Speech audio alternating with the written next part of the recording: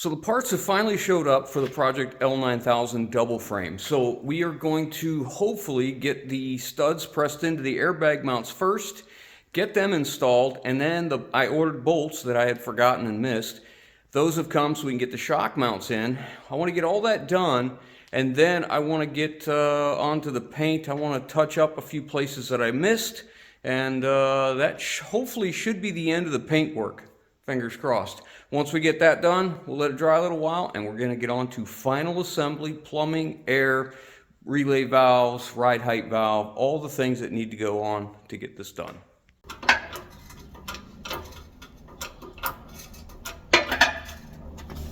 These are pressing in much easier than the shock studs did. I just go a little while and look at it. I don't want to go too hard, too fast, because it needs to go in straight. If you don't get it in straight, it'll be a problem. And we're almost there.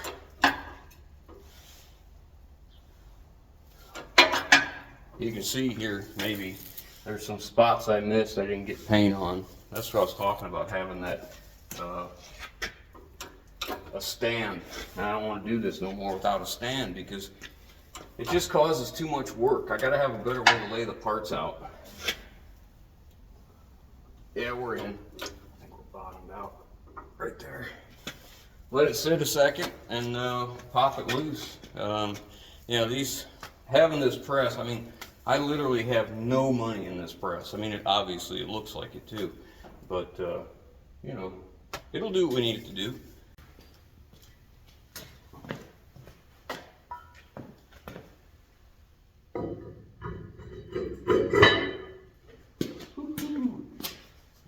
Dirty. It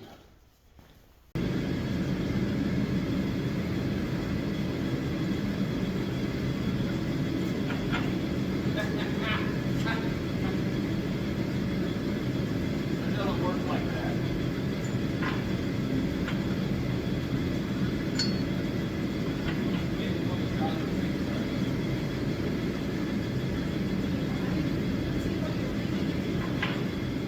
Whenever we're doing a project like this double frame on this L9000 and we have to remove critical components from the frame and then reinstall them, I refuse to use the old bolts over again. And there's several reasons for this.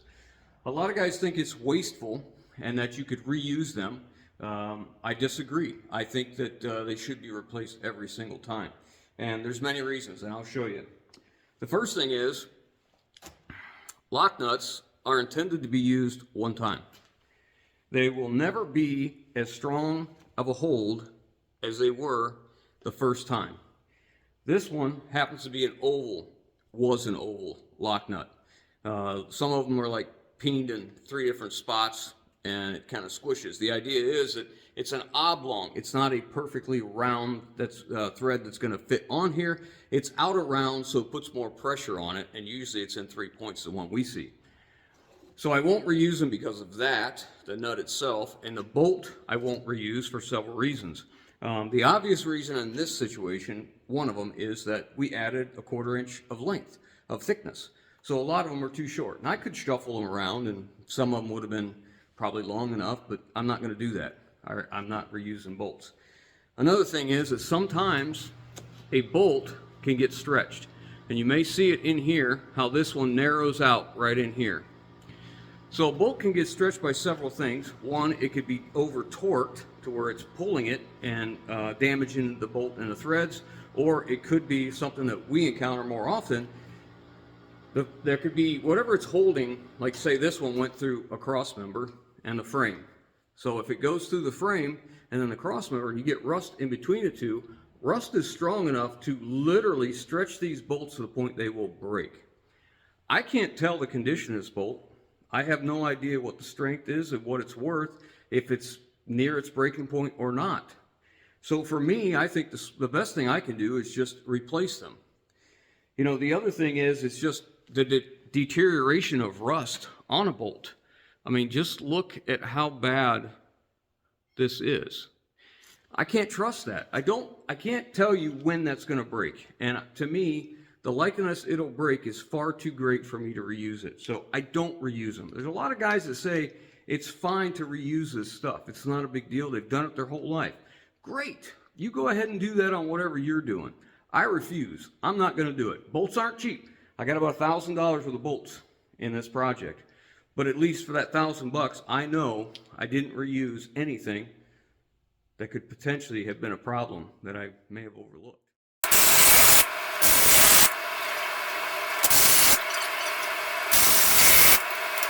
So you can see what we're doing here. Since it's going to get new airbag mounts, airbags and mounts, we don't want to use up our lock nuts by tightening this up. So we're just going to put them in here so they can get painted. We'll stick them in a box. They can go with the truck on its way. And we'll use some old bolts in here. And then after it gets the new airbags installed, the new bolts will be put in place. And then that way we'll get a good coat of paint on all of it. Plus we can paint where we had a bolt holding everything together while we painted the frame rails themselves. I want to be able to turn these brake drums so I can get the other side of the hub and I can turn the drive shaft. So I'm going to put some air to the brake chamber. It's just an old brake hose with some fittings on it so that I can release them.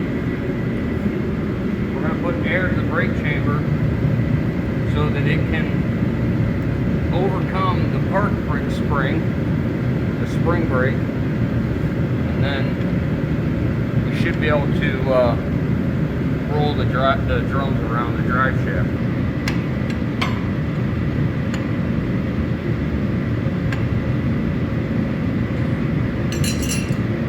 We got our track bars in.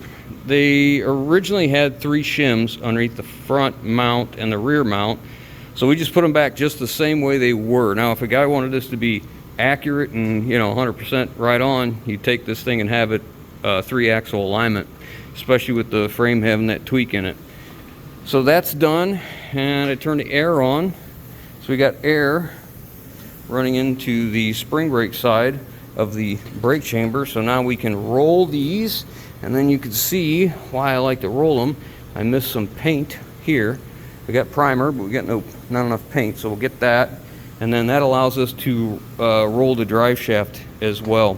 So what we're going to do is try and mask off from here so we're not overspraying all this, and then we're just going to go back here. We'll get everything we didn't get or got missed or what have you, but there's still going to be some bolts down the side that don't get painted because they're going to hold the wiring for the lights and the air lines that go to the rear and the battery cables, stuff like that. So there'll still be some stuff that'll eventually have to be touched up, but we'll get them.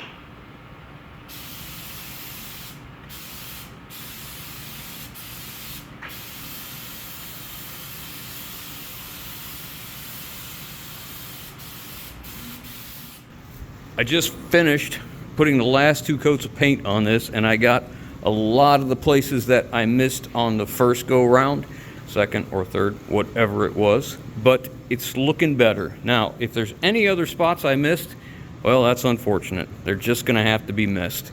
I did my best. We got 2 good heavy coats on everything again, and that means that after this dries in a couple days, we can start assembling, and that makes me extremely happy.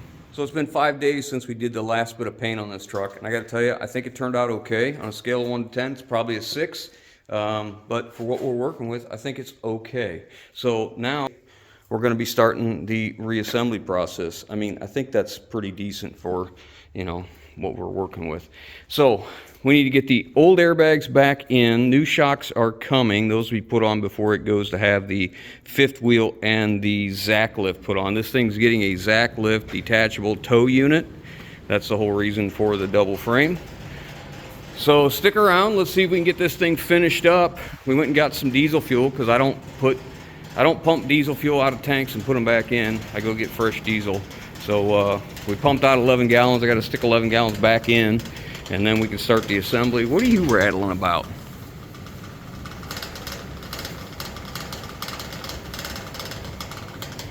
Anyways, let's get to work.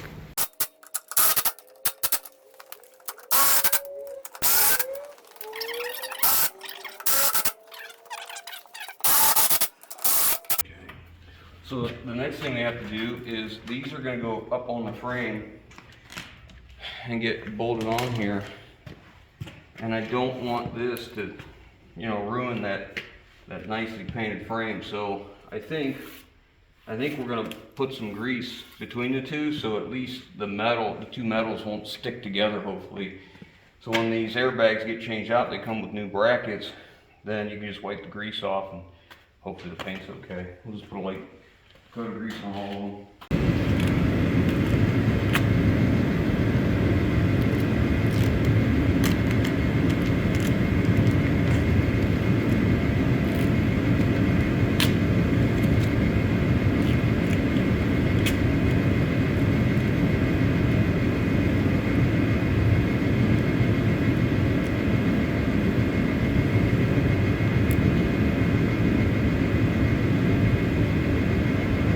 I can get the rest of that off in a little bit.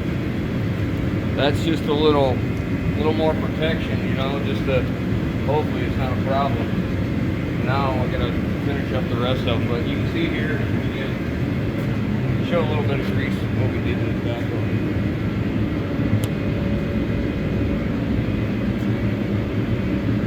It's on the other side of this too, but I really can't get in there.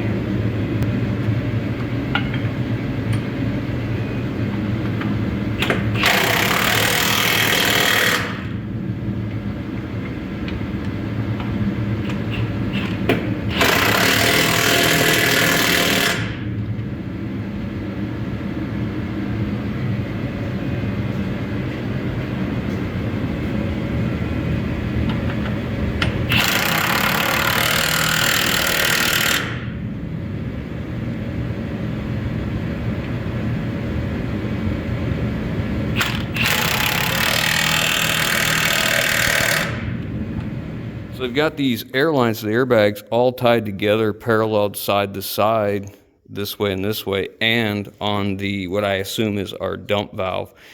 That's going to be an air controlled. So in the rest position, it's going to let the ride height valve send air into the valve and out through that side and this side and up here to these airbags. By linking them together, they're all equalized. So next, we need to get the airlines off of here, so we have to get all that plastic off the cabin and start running some airlines and electric back here.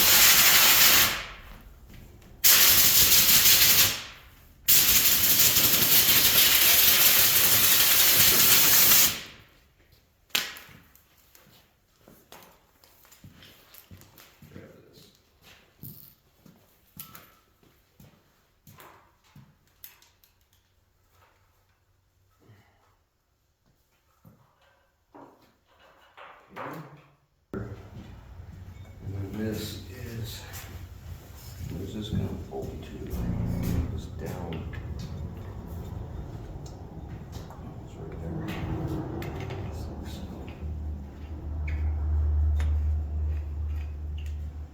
Do you have the 9/16 wrench? Yeah. Okay.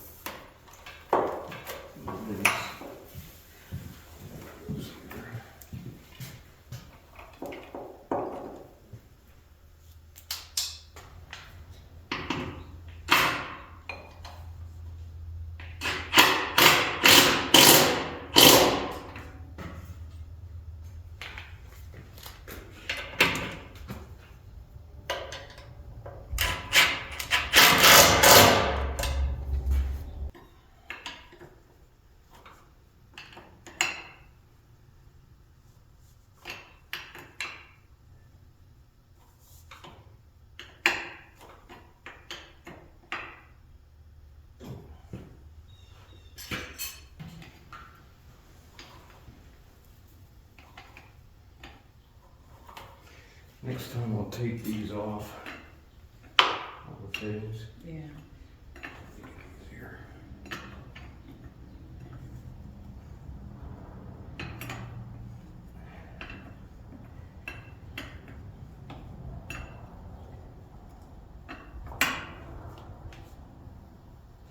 Okay. That. Okay. It feels like lunchtime.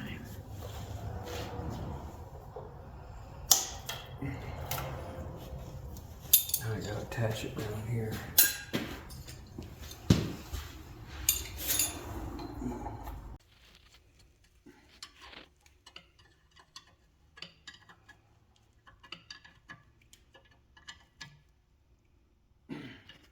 So these lines have been kind of too short to go where they need to go, and I couldn't figure out what was going on. And as I said, there was holders in here that didn't have bolts in them. So I don't know if they took the lines out of the holder at some point and stretched it because they had stuff loose and put new ferrules on. The lines were too short. I have no idea. But I'm going to go back in here and remove that bolt and then put it on the outside of the frame instead of the inside and see if that gives us the length that we need. I'm not a big fan of it, but it is what it is. So a bunch of these loom clamps that were holding this on were just destroyed, so I ordered some new stainless steel ones. The problem with the stainless steel is they only come, the ones I could find that were correct, in a 1/4 inch hole. They didn't have them in a 3/8. So it's unfortunate, but better than what we had. So I would have liked to have used grade 8 bolts. I don't have any, and this is kind of not critical, you know. So I'm using new bolts because the old bolts are too small. They're not long enough now, and I figure new bolts that are actually holding are better than old ones that are too short, even if they're not grade 8s. Plus, they were really rusty. Remember, a bunch of them Yeah, you snapped broke off. most of them. Yeah, they just snapped off when I was trying to take them out. Yeah.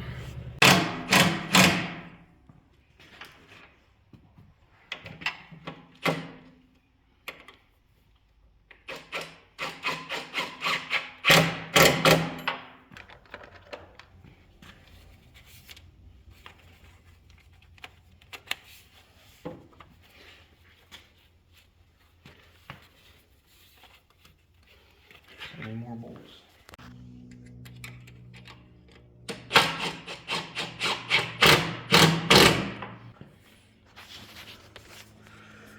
That's damaged. We'll have to splice in a piece here. I'll probably come back into this area and splice it in. It kind of sucks.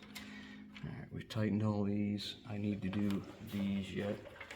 So I'm gonna need some more 1/4 inch bolts, probably an inch. Okay. This is the hose for the diff lock, or call it diff lock. It's not, it's a power divider.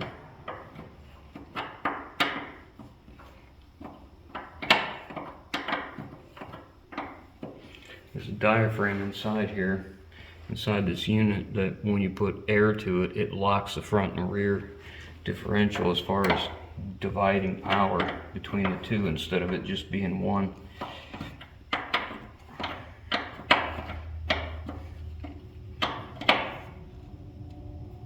Okay. I think I've got all the other lines tight. Now I gotta go through and cut all my zip ties off. I've got everything strapped. You can see underneath here and underneath this side, I use some stainless straps all the way down both sides. And then some places where I didn't want stuff to rub, I use zip ties to hold it together.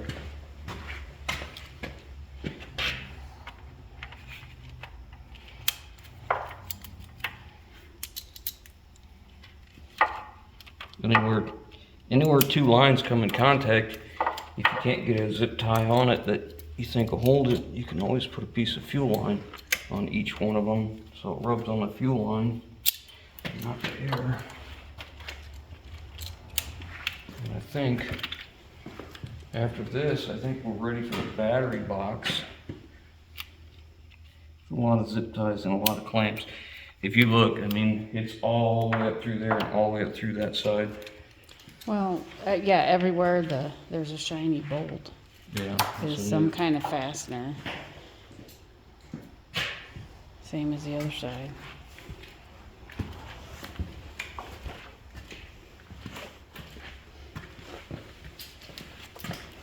I've been happier replacing all this airline so it wasn't all half painted and half not, you know. But It's fine. As long as it doesn't have holes, it's fine.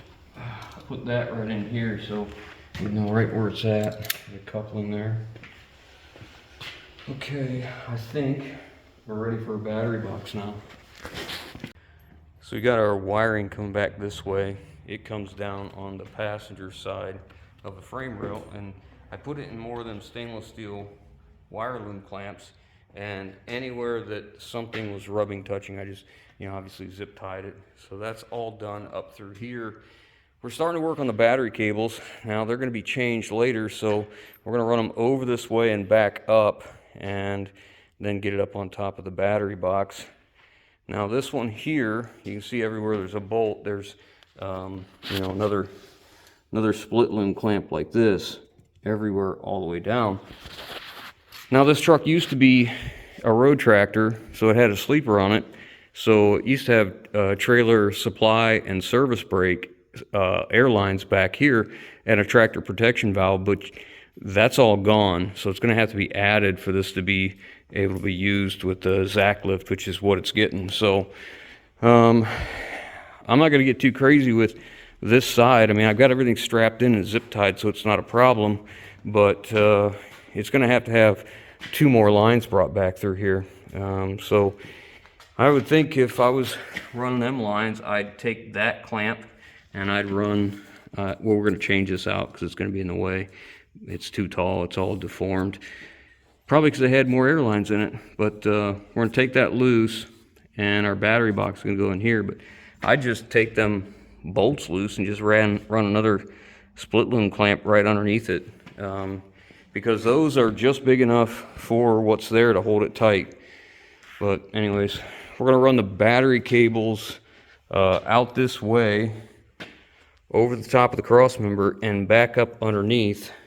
So it's going to go like this. It'll go down along the frame, under this, and then back up to the battery box so that, you know, we don't lose any of our length and we don't have to worry about it getting caught up in something. It's going to be a little bit of a challenge because it's very heavy, and or maybe I think that's what we're going to do. I don't know. Maybe I'll take it out here and wind it up and clamp it to here. Maybe that's a better idea. We'll see. I'm running out of patience here. I'm really running out of patience with this.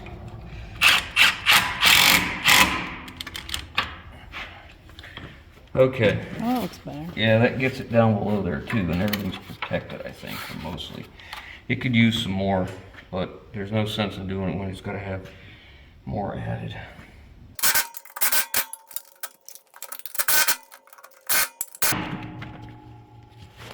He put 2 washers, extra washers in between these two to keep this from scratching up the frame, the metal in the frame, so they don't like rub together.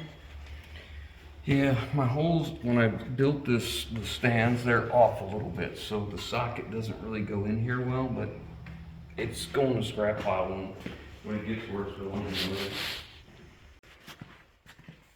That's what he's talking about. Yeah, Kind of gets a little bit narrower. It's too tight there, and I can't get the socket in there, so I had to do it on the inside, but whatever, it's fine. It's going in the scrap pile when it gets to where it's going. Looks fine to me.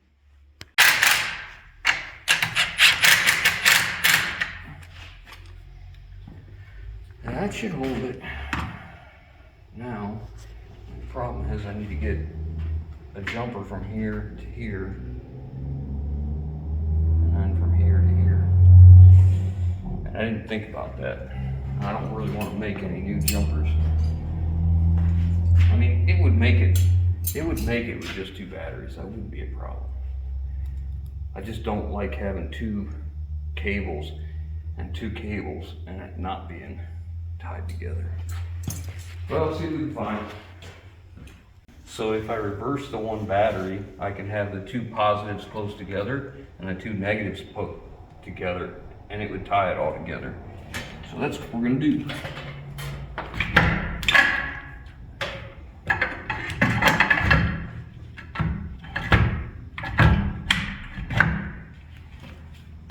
You're surprised by this, but somebody made that kind of tight. Yeah. Well, I just reversed the 1 battery, and those existing straps work just fine. And I just ran the cable around the cross member and zip tied them both, you know, together so they can't get into the drive shaft. And just put a zip tie underneath this strap right here on both sides. And once we hook the ground up, you know, when it's ready to travel, we'll zip tie that, and it'll have to have something on here to cover this, but I don't have anything, so I don't know, maybe somebody can find an old mud flap or something. Speaking of that, we're about ready to put the wheels and tires on. Everything up here is all buttoned up, zip tied in, split loom clamped, whatever, and we are ready for that. And I don't know what we're doing for lights yet. Probably the best thing to do would be like a temporary 4x4 or something with mud flaps and lights. The original lights were bolted. I think they used these 2 holes or these 2 holes or these 2 something. And I didn't want to put any more holes in the frame than it absolutely needs, because those will probably come off later, so I don't know. Anyways, let's get the wheels and tires in. We had to clean up the centers of the wheels because they were just terrible to get off of these hubs here. So we got them cleaned up, and we're going to slide them on real quick.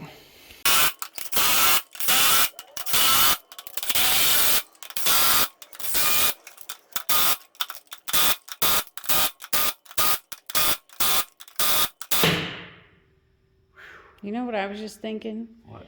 Some years back, I remember that you used to have to take a breaker bar for these big wheels and break them loose. And then I think you had your snap-on one, but it wasn't very powerful. But you used to have to take a breaker bar and do all those. How fortunate we are to have some of the tools that we have today, though, you know? You ain't kidding. All right. She's back on her own wheels again. Yay. So we got to put diesel fuel back in the tank now, get the tools off of it, and I think we're ready to start it. Get Well, there. that would be nice. All right, he's going to try and start it up.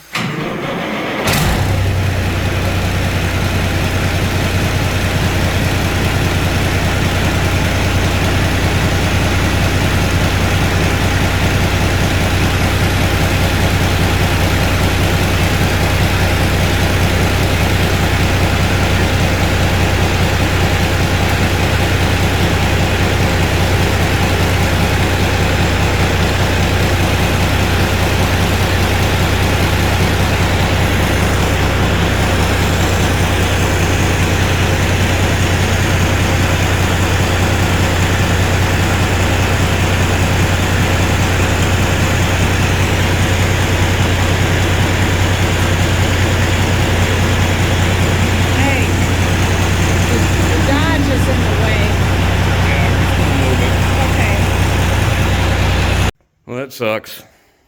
This relay valve here is leaking.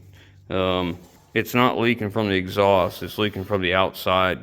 It wouldn't build air pressure. I looked, and it's leaking around the, see if I can show you this.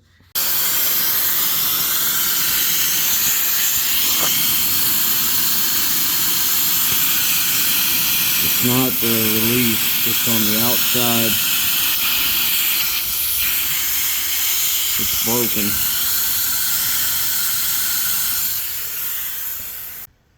I think I've identified which valve this is. I think this is a Bendix, it's a bobtail relay valve. BPR1 maybe. I'm not sure. I think that's the one. I'm gonna order it up, and I'm taking all this apart because I'm very, very much concerned about the condition of this hose and this hose, and if I need to order new hoses, I'd rather do it now and not be waiting again for parts, because I really thought this was going to be the last video on this truck, but you know, it's just the way it is with old trucks. You know, something that may have been working just fine is not uncommon for it to have a problem once it's taken apart and you know, dislodged or moved or shook loose or whatever the case. And I don't think this is any different.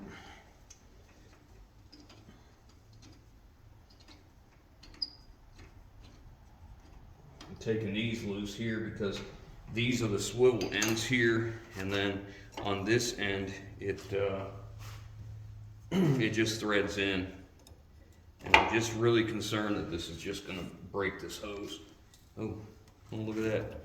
Steel into aluminum, and it's rusty, is what I was fearing. But these could be replaced at the next stop on this thing's travel.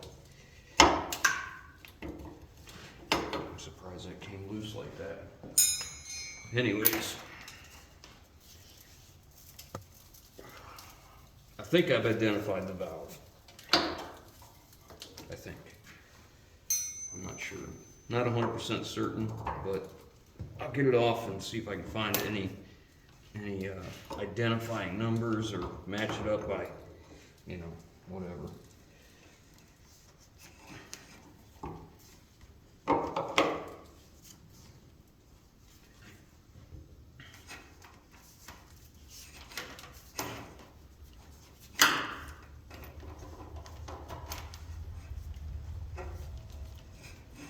A lot of times guys will say that, you know, I replace too many things that maybe don't need to be replaced. Well, a lot of times it avoids having these exact problems, you know. And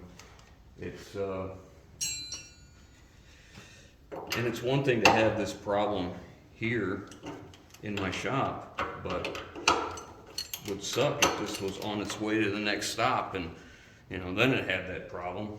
So, like I say, it's a whole lot cheaper to replace parts that are questionable or may not look to be bad, but it's a whole lot cheaper to do it here in the shop than it is to do it on a roadside service call when you know, the truck stop sends out whatever 18-year-old kid who, you know, is going to come and figure out how to work on trucks.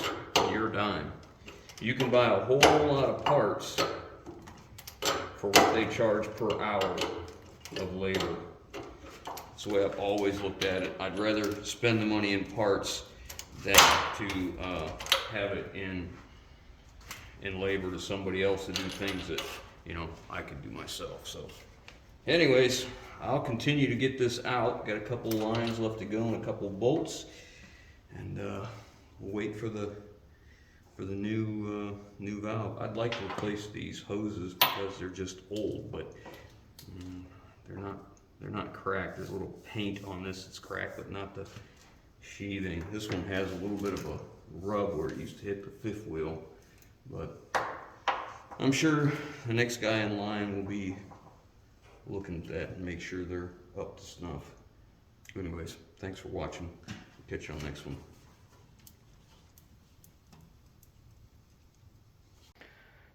This will give you a better look at what happened there. That brittle plastic just broke and didn't give the O-ring anything to seal up against. So anyways, we got one coming.